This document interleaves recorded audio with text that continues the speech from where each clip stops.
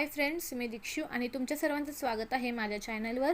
तर आज मी तुम्हाला दाखवणार आहे कराची हलवा घरच्या घरी कसा बनवायचा। तर रेसिपीला सुरुवात करूया, पण सर्वात आधी कराची हलवा बनवण्यासाठी लागणारे साहित्य आपण बघून घेऊया। 1 वाटी कॉर्नफ्लॉवर, 1 वाटी साखर, घी, ड्रायफ्रूट्स लागणार आहेत। त्यानंतर इथे मी रेड कलर घेतला आहे, तुम्ही बघू शकता, आणि आपल्याला 1 वाटी पाणी लागणार आहे। तर सर्वात आधी बाउलमध्ये कॉर्नफ्लॉवर घ्यायचा आहे आणि यामध्ये थोडं पाणी घालून हे व्यवस्थित ढवळून घ्यायचं आहे। यामध्ये कॉर्नफ्लॉवरच्या गाठी जराही नाही राहायला हव्यात, असं आपल्याला ही पेस्ट करून घ्यायची आहे। तर इथे माझी पेस्ट तयार आहे आणि आता आपण हे साईडला ठेवून देऊया। कढई मी इथे तापत ठेवली होती, तर यामध्ये आता आपण साखर घालून घेऊया। त्यातच आपल्याला 1 वाटी पाणी घालायचं आहे। तर इथे तुम्ही लक्षात ठेवा, आपल्याला साखरेचा पाक करायचा नाही आहे, साखर विरघळेपर्यंतच आपल्याला हे शिजवायचं आहे। त्यात 1 चमचा लिंबाचा रस टाकायचा आहे। लिंबाचा रस टाकल्याने काय होतं, जो आपला साखरेचा पाक तयार होणार असतो तर तो साखरेचा पाक आपला तयार होत नाही। आणि आता आपण जी कॉर्नफ्लॉवरची पेस्ट करून घेतलेली होती ती घालायची आहे। त्यात आपण कॉर्नफ्लॉवर घातलेला आहे, तर आता आपल्याला हे लगेचच मिक्स करून घ्यायचं आहे, कारण यामध्ये गुठळ्या जराही झाल्या नाही पाहिजेत। ढवळत राहायचं आहे, नाहीतर कॉर्नफ्लॉवर खाली चिकटण्याची शक्यता असते। असंच आपल्याला एकसारखं ढवळत राहायचं आहे। इथे आता तुम्ही बघू शकता, हे मिक्सचर आता आपण चांगलं ढवळल्याने घट्ट होत चाललं आहे। असंच आपल्याला व्यवस्थित कंटिन्यूअसली आपल्याला हे ढवळत राहायचं आहे, जराही थांबायचं नाही आहे, नाहीतर ह्याचे गठ्ठे तयार होण्याची शक्यता असते। त्यामुळे आपल्याला जराही थांबायचं नाही, कंटिन्यूअसली आपल्याला फिरवत राहायचं आहे। आता आपल्याला 1 चमचा तूप घालायचं आहे आणि मिक्स करत राहायचं आहे।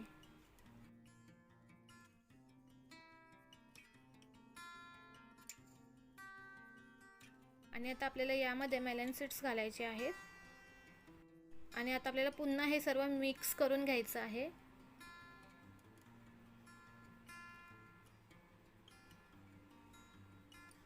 आणि आता मी यामध्ये रेड कलर घालत आहे, तुम्हाला हवं तर तुम्ही कोणताही कलर घालू शकता। आणि आपल्याला हे व्यवस्थित आता हे चांगलं मिक्स करून घ्यायचं आहे। आता हलव्याला तुम्ही बघू शकता, मस्त असा लाल कलर आलेला आहे। आणि असंच आता मी 10 ते 15 मिनिटं ह्याला व्यवस्थित असं मिसळून घेणार आहे। तर आता मी हे टोपामध्ये काढून घेते आहे। असंच आपल्याला गरम टोपामध्ये काढून घ्यायचं आहे। तर इथे तुम्ही बघू शकता, मी हा टोप घेतलेला आहे, ह्याला मी सगळीकडून घी लावून घेतलेला आहे। तुमच्याकडे जर केकचा ट्रे असेल तर तुम्ही त्यालाही घी लावून तुम्ही त्यामध्ये हलवा सेट करू शकता। तर यामध्ये मी काढून घेते सर्व, आणि आता आपल्याला हे एकसारखं करून घ्यायचं आहे। तर इथे मी व्यवस्थित असा हलवा सेट करून घेतलेला आहे, तुम्ही बघू शकता। आणि यावरती आता आपल्याला ड्रायफ्रूट्स घालायचे आहेत, म्हणजे सुकामेवा जो बोलतो आपण तो घालायचा आहे। यामध्ये मी काजू, बदाम आणि पिस्ता वापरलेला आहे। तर अशा पद्धतीने घालून ह्याला थोडंसं प्रेस करून आपण असंच रूम टेम्परेचरवरती अर्धा तास किंवा 1 तास तुम्ही ह्याला ठेवू शकता।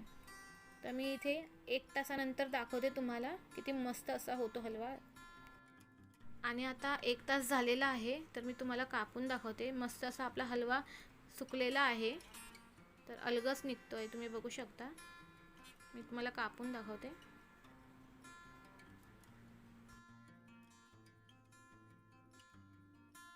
तर इथे मी तुम्हाला 2 पीस काढून दाखवते, तुम्ही बघू शकता किती नरम असे झालेले आहेत।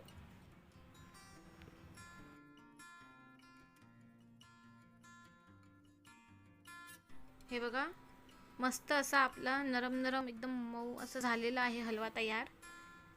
किती लिबलिबीत आहे तुम्ही बघू शकता। सेम जसा मार्केटमध्ये मिठाईवाल्यांजवळ भेटतो तसाच सेम टू सेम आपला हलवा हा बनवून झालेला आहे। तर आजची माझी रेसिपी तुम्हाला कशी वाटली कमेंटमध्ये सांगायला विसरू नका। आणि अशाच मी नवनवीन रेसिपी घेऊन येईन, तोपर्यंत बाय बाय।